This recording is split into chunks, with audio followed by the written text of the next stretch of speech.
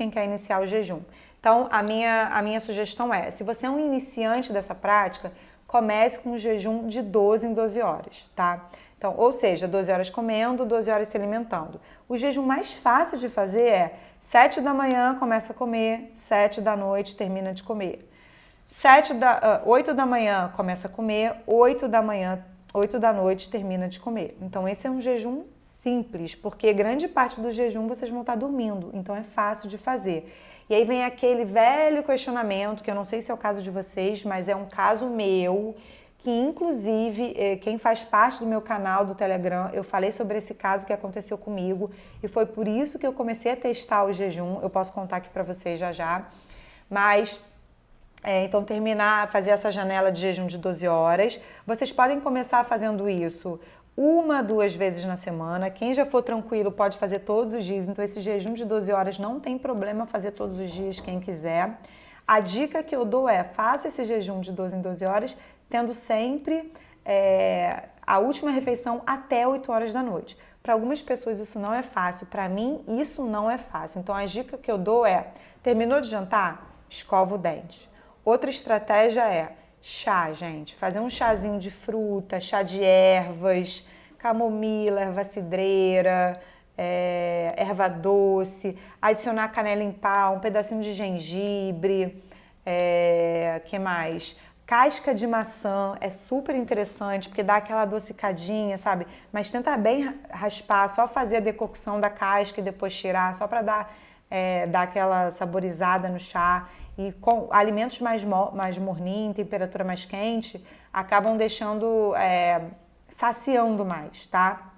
Então, tentar fazer dessa forma. E aí depois de umas 2 semanas testando esse jejum de 12 horas, quem faz 12 faz 2 horinhas a mais, não tem problema, né? Aí tenta fazer 14 horas. Ah não, hoje eu vou fazer 14 horas.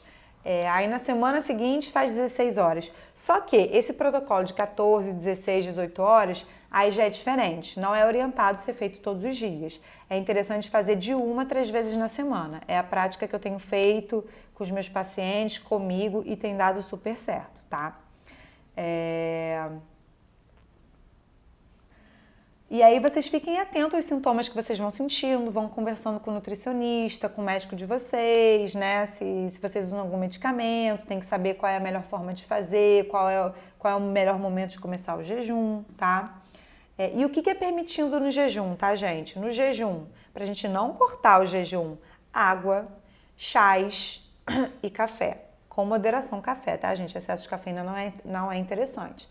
Chá e café sem adoçar com nada, sem açúcar, sem adoçante, sem nada. O que a gente pode colocar são especiarias, uma canela, um cardamomo, um gengibre, uma cúrcuma, colocar isso no café, no chá, fica super interessante. Mas não existe adoçante, não existe chiclete, não existe limão, não existe nada disso. Tá? O que tá liberado é isso. E aí, gente, um dos maiores erros das pessoas, eu tô vendo que vocês estão mandando bastante perguntas, eu já vou responder, eu vou terminar esse raciocínio e eu vou responder.